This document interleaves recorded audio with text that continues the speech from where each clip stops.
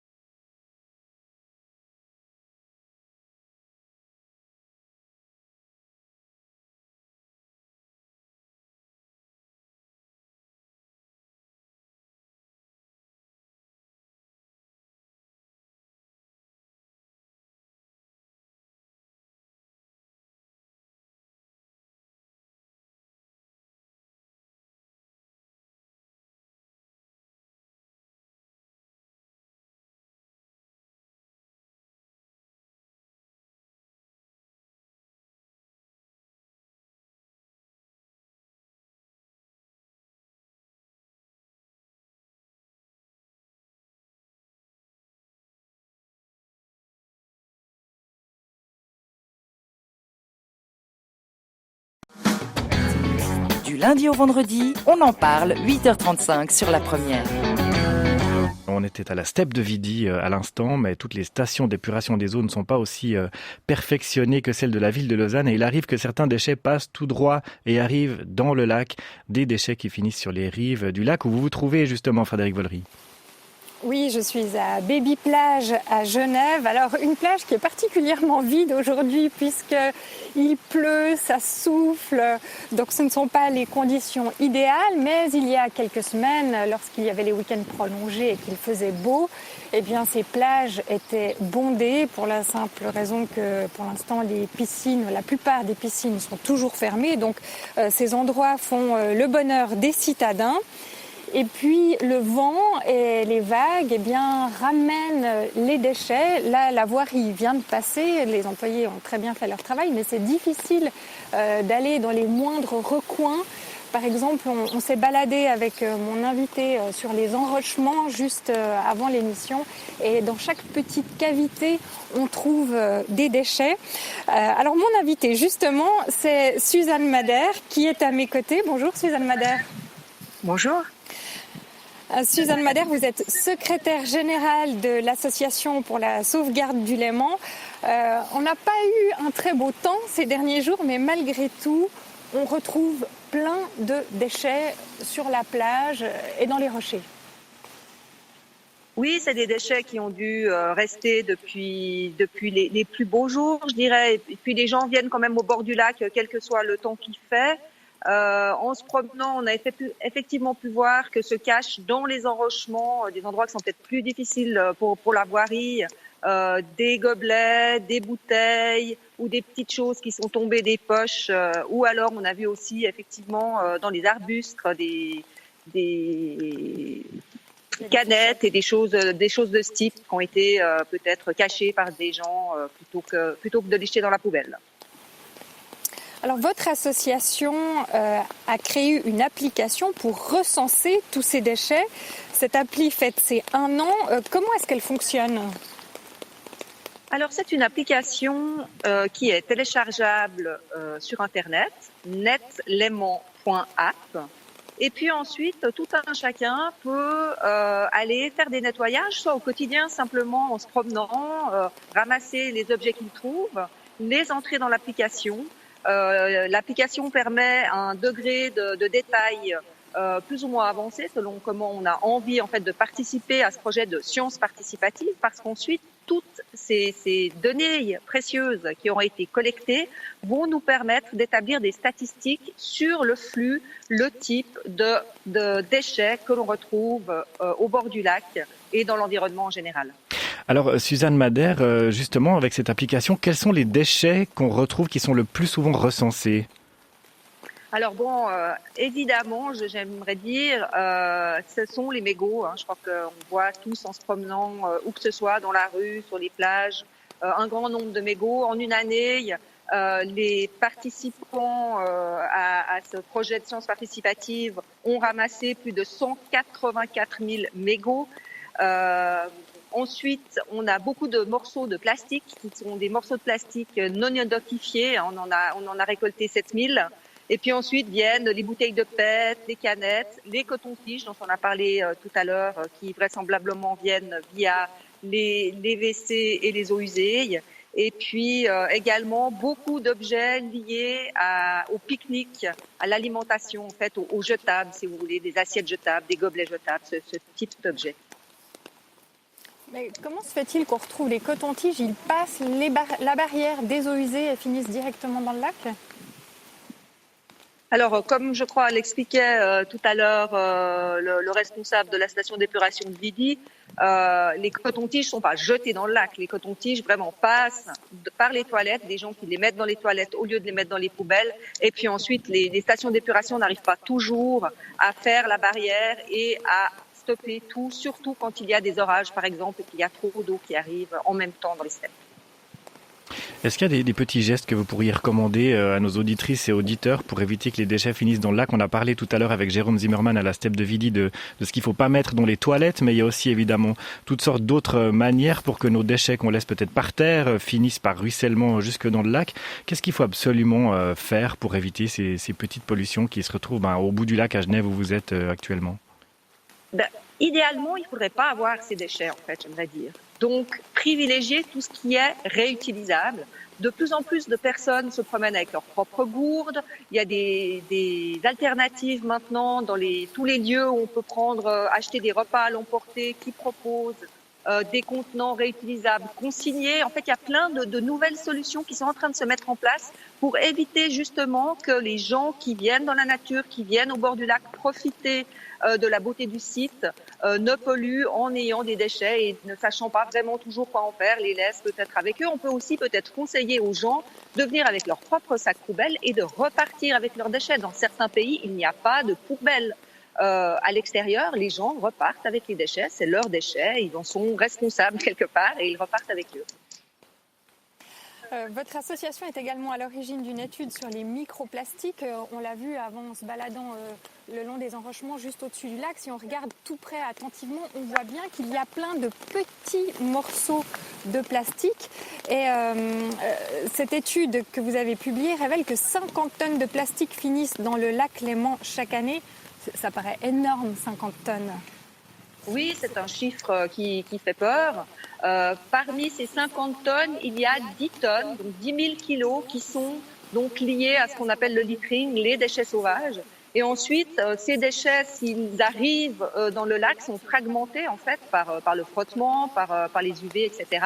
et finissent en petites particules qu'on n'arrive ensuite plus à nettoyer, comme on peut le faire avec des macro-déchets, où simplement, tout un chacun peut aider à sortir les déchets. Donc c'est pour ça que c'est d'autant plus important de récupérer les gros déchets avant qu'ils ne se fragmentent et qu'on n'arrive plus à les collecter. D'autant plus que plus ils sont petits, plus il y a de risques qu'ils rentrent dans la chaîne alimentaire et qu'ils contaminent la faune et la flore.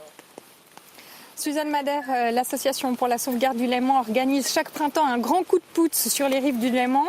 Cette année, Covid oblige, vous avez dû le reporter, donc il n'est pas trop tard pour y participer. Non, effectivement, donc Net Léman, qui a lieu tous les 2 ans, devait se tenir le week-end de mi-mai, mais il aura lieu, on l'espère, si la situation nous le permet, cet automne. Alors la date n'est pas encore fixée définitivement, elle sera communiquée d'ici la fin du mois de juin. Et puis d'ailleurs, on n'a pas besoin d'attendre le coup de pouce officiel, on peut le faire en tout temps grâce à l'application que vous avez développée. Est-ce que malgré tout, avec le Covid, il y a quelques précautions à prendre ? Je dirais que les précautions sont les mêmes que d'habitude. De toute façon, quand on touche des déchets à terre, on se lave les mains, on fait attention. C'est vrai que les gens ont peut-être un peu plus de réticence à ramasser des masques chirurgicaux. D'ailleurs, avant, on ne les trouvait pas. Et on a dû d'ailleurs rajouter cet élément sur notre application il y a quelques semaines. Donc des précautions, non. Faites continuer à à nettoyer et à ramasser des objets si vous en trouvez dans l'environnement. Merci Suzanne Madère. Je rappelle que vous êtes secrétaire générale de l'Association pour la sauvegarde du Léman. Bonne journée à vous. Et Yves-Alain, je ne vous cache pas qu'on préférait être à un autre endroit en ce moment qu'au bord du lac Léman. Voilà. Et on vous comprend, mais merci d'avoir fait ce geste car il était important. Merci beaucoup Frédéric Vollery.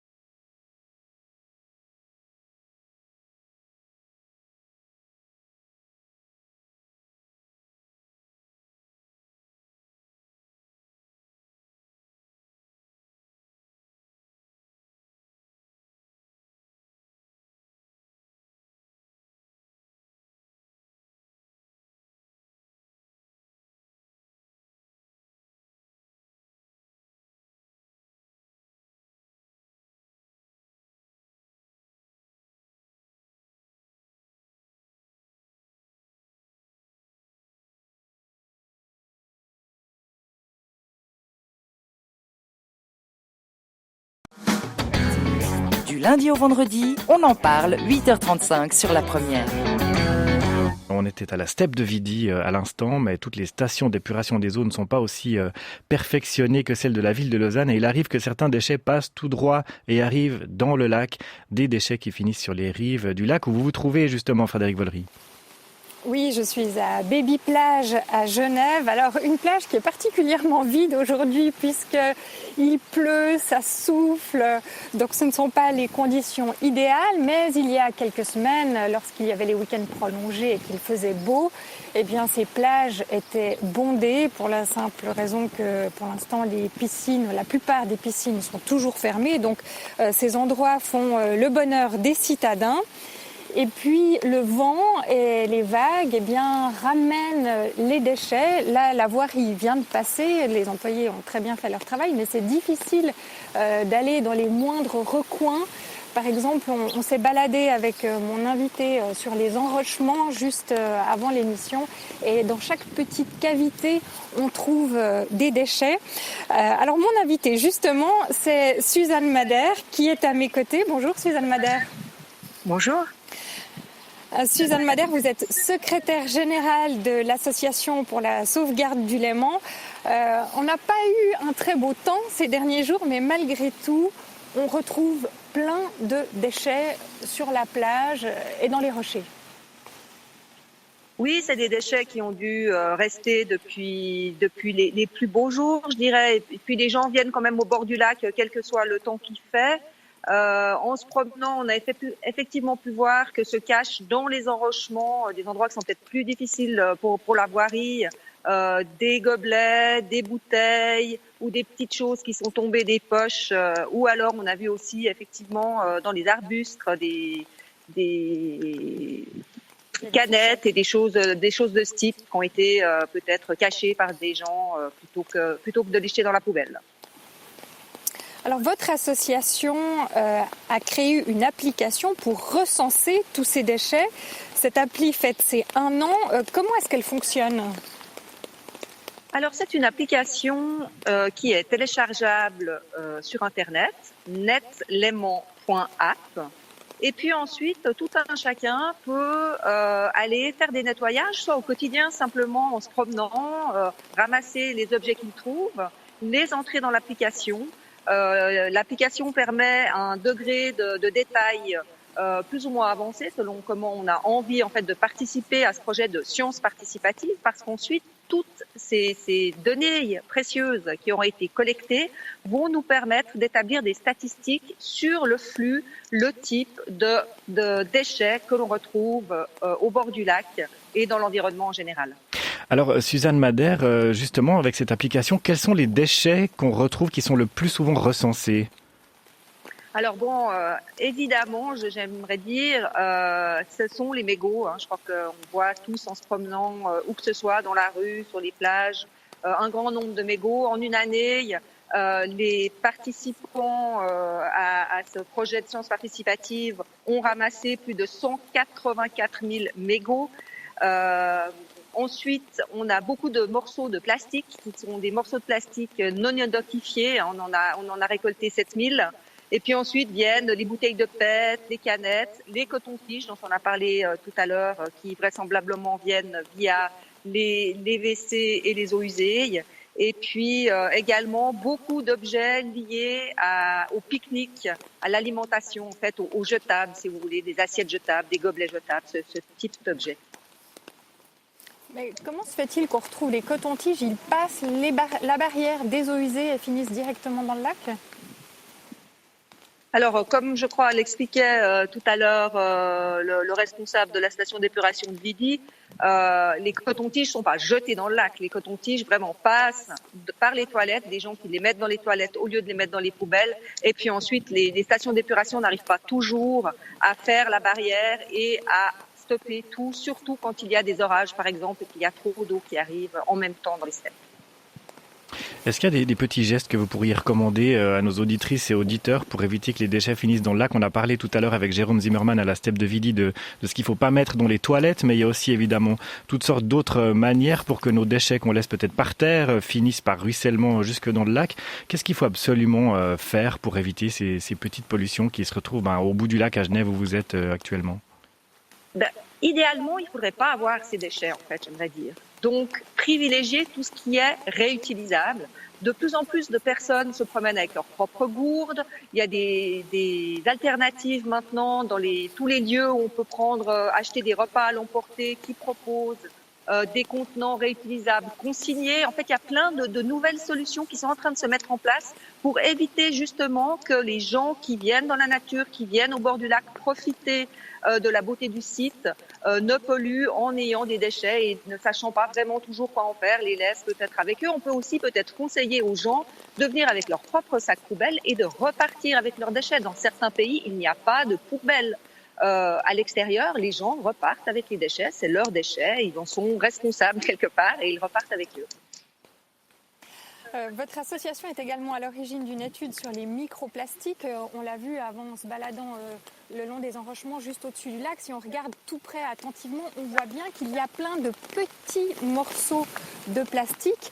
Et cette étude que vous avez publiée révèle que 50 tonnes de plastique finissent dans le lac Léman chaque année. Ça paraît énorme, 50 tonnes. Oui, c'est un chiffre qui fait peur. Parmi ces 50 tonnes, il y a 10 tonnes, donc 10 000 kilos qui sont donc liées à ce qu'on appelle le littering, les déchets sauvages. Et ensuite, ces déchets, s'ils arrivent dans le lac, sont fragmentés en fait par le frottement, par les UV, etc. et finissent en petites particules qu'on n'arrive ensuite plus à nettoyer, comme on peut le faire avec des macro-déchets, où simplement, voilà, tout un chacun peut aider à sortir les déchets. Donc c'est pour ça que c'est d'autant plus important de récupérer les gros déchets avant qu'ils ne se fragmentent et qu'on n'arrive plus à les collecter. D'autant plus que plus ils sont petits, plus il y a de risques qu'ils rentrent dans la chaîne alimentaire et qu'ils contaminent la faune et la flore. Suzanne Madère, l'association pour la sauvegarde du Léman organise chaque printemps un grand coup de pouce sur les rives du Léman. Cette année, Covid oblige, vous avez dû le reporter, donc il n'est pas trop tard pour y participer. Non, effectivement, donc Net Léman, qui a lieu tous les 2 ans, devait se tenir le week-end de mi-mai, mais il aura lieu, on l'espère, si la situation nous le permet, cet automne. Alors la date n'est pas encore fixée définitivement, elle sera communiquée d'ici la fin du mois de juin. Et puis d'ailleurs, on n'a pas besoin d'attendre le coup de pouce officiel, on peut le faire en tout temps grâce à l'application que vous avez développée. Est-ce que malgré tout, avec le Covid, il y a quelques précautions à prendre ? Je dirais que les précautions sont les mêmes que d'habitude. De toute façon, quand on touche des déchets à terre, on se lave les mains, on fait attention. C'est vrai que les gens ont peut-être un peu plus de réticence à ramasser des masques chirurgicaux. D'ailleurs, avant, on ne les trouvait pas. Et on a dû d'ailleurs rajouter cet élément sur notre application il y a quelques semaines. Donc des précautions, non. Faites continuer à nettoyer et à ramasser des objets si vous en trouvez dans l'environnement. Merci Suzanne Madère. Je rappelle que vous êtes secrétaire générale de l'Association pour la sauvegarde du Léman. Bonne journée à vous. Et Yves-Alain, je ne vous cache pas qu'on préférait être à un autre endroit en ce moment qu'au bord du lac Léman. Voilà. Et on vous comprend, mais merci d'avoir fait ce geste car il était important. Merci beaucoup Frédéric Vollery.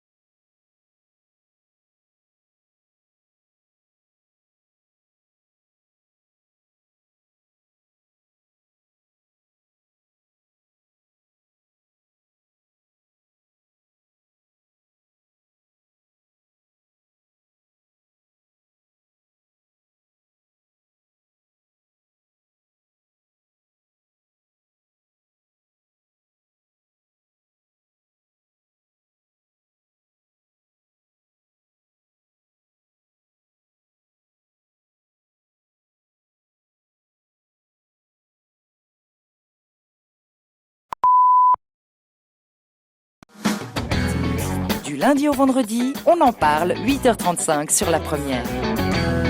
On était à la steppe de Vidi à l'instant, mais toutes les stations d'épuration des eaux ne sont pas aussi perfectionnées que celles de la ville de Lausanne. Et il arrive que certains déchets passent tout droit et arrivent dans le lac, des déchets qui finissent sur les rives du lac où vous vous trouvez justement, Frédéric Vollery.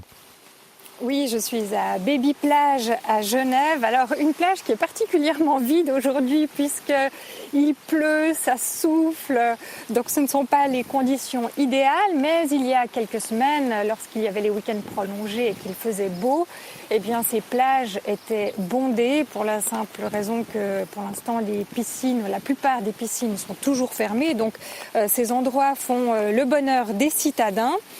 Et puis le vent et les vagues ramènent les déchets. Là, la voirie vient de passer, les employés ont très bien fait leur travail, mais c'est difficile d'aller dans les moindres recoins.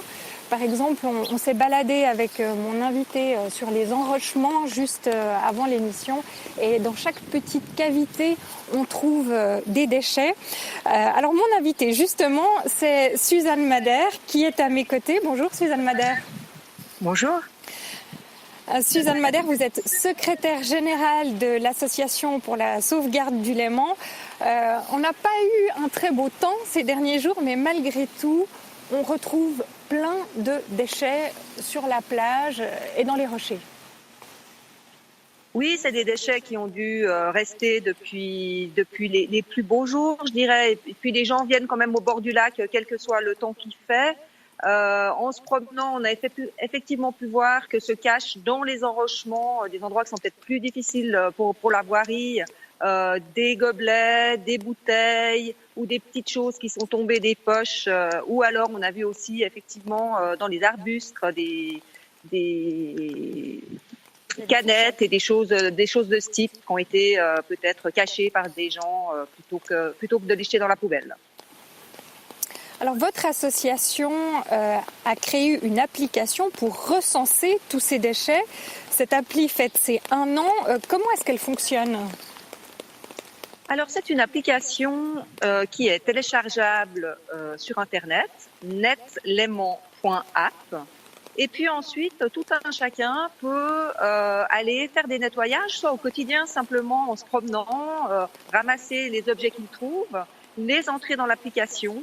L'application permet un degré de détail plus ou moins avancé selon comment on a envie en fait de participer à ce projet de science participative, parce qu'ensuite toutes ces données précieuses qui auront été collectées vont nous permettre d'établir des statistiques sur le flux, le type de déchets que l'on retrouve au bord du lac et dans l'environnement en général. Alors Suzanne Madère, justement avec cette application, quels sont les déchets qu'on retrouve qui sont le plus souvent recensés ? Alors bon, évidemment, j'aimerais dire, ce sont les mégots. Je crois qu'on voit tous en se promenant, où que ce soit, dans la rue, sur les plages, un grand nombre de mégots. En une année, les participants à ce projet de science participative ont ramassé plus de 184 000 mégots. Ensuite, on a beaucoup de morceaux de plastique qui sont des morceaux de plastique non identifiés. On en a récolté 7 000. Et puis ensuite viennent les bouteilles de PET, les canettes, les cotons-tiges dont on a parlé tout à l'heure, qui vraisemblablement viennent via les WC et les eaux usées. Et puis également beaucoup d'objets liés au pique-nique, à l'alimentation, en fait, aux jetables, si vous voulez, des assiettes jetables, des gobelets jetables, ce type d'objets. Mais comment se fait-il qu'on retrouve les cotons-tiges ? Ils passent la barrière des eaux usées et finissent directement dans le lac ? Alors, comme je crois l'expliquait tout à l'heure le responsable de la station d'épuration de Vidi, les cotons-tiges ne sont pas jetés dans le lac. Les cotons-tiges vraiment passent par les toilettes, des gens qui les mettent dans les toilettes au lieu de les mettre dans les poubelles. Et puis ensuite, les stations d'épuration n'arrivent pas toujours à faire la barrière et à stopper tout, surtout quand il y a des orages, par exemple, et qu'il y a trop d'eau qui arrive en même temps dans les steppes. Est-ce qu'il y a des petits gestes que vous pourriez recommander à nos auditrices et auditeurs pour éviter que les déchets finissent dans le lac? On a parlé tout à l'heure avec Jérôme Zimmermann à la Steppe de Vidi de ce qu'il ne faut pas mettre dans les toilettes, mais il y a aussi évidemment toutes sortes d'autres manières pour que nos déchets qu'on laisse peut-être par terre finissent par ruissellement jusque dans le lac. Qu'est-ce qu'il faut absolument faire pour éviter ces petites pollutions qui se retrouvent au bout du lac à Genève où vous êtes actuellement? Idéalement, il ne faudrait pas avoir ces déchets, en fait, j'aimerais dire. Donc, privilégier tout ce qui est réutilisable. De plus en plus de personnes se promènent avec leurs propres gourdes. Il y a des alternatives maintenant dans tous les lieux où on peut acheter des repas à l'emporter qui proposent des contenants réutilisables consignés. En fait, il y a plein de nouvelles solutions qui sont en train de se mettre en place pour éviter justement que les gens qui viennent dans la nature, qui viennent au bord du lac profiter de la beauté du site, ne polluent en ayant des déchets et ne sachant pas vraiment toujours quoi en faire, les laissent peut-être avec eux. On peut aussi peut-être conseiller aux gens de venir avec leur propre sac poubelle et de repartir avec leurs déchets. Dans certains pays, il n'y a pas de poubelle. À l'extérieur, les gens repartent avec les déchets, c'est leurs déchets, ils en sont responsables quelque part et ils repartent avec eux. Votre association est également à l'origine d'une étude sur les microplastiques. On l'a vu avant en se baladant le long des enrochements juste au-dessus du lac. Si on regarde tout près attentivement, on voit bien qu'il y a plein de petits morceaux de plastique. Et cette étude que vous avez publiée révèle que 50 tonnes de plastique finissent dans le lac Léman chaque année. Ça paraît énorme, 50 tonnes. Oui, c'est un chiffre qui fait peur. Parmi ces 50 tonnes, il y a 10 tonnes, donc 10 000 kilos, qui sont donc liés à ce qu'on appelle le littering, les déchets sauvages.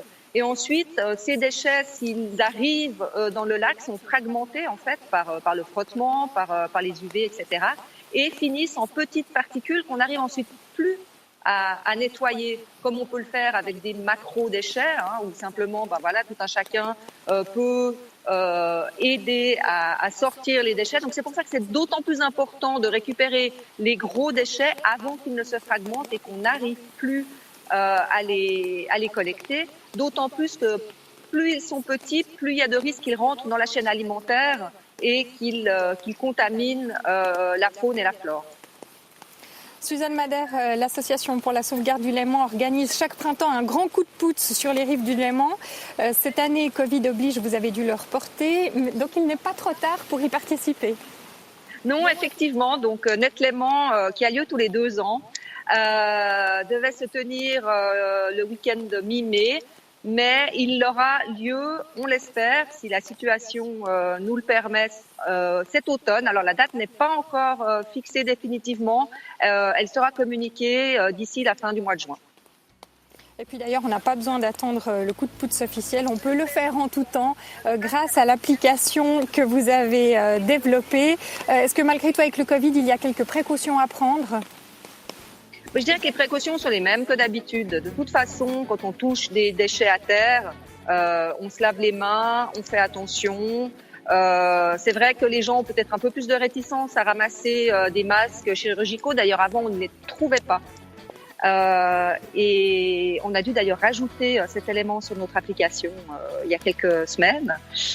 Donc des précautions, faites continuer à nettoyer et à ramasser des objets si vous en trouvez dans l'environnement.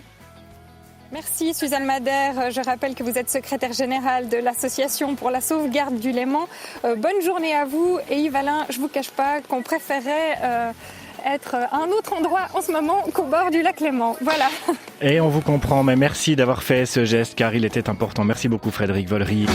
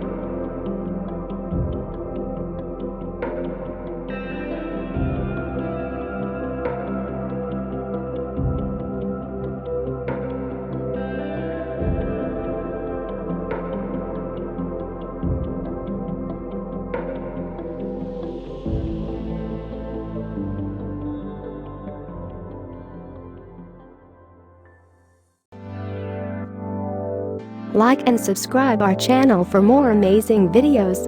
Also, don't forget to share it with your friends. Contact French NU to learn French language. We provide online classes for DELF preparation, TEF preparation, academic course preparation for kids, and accent improvement. Call or WhatsApp at 98706966926 or email at linguistic.fr@gmail.com.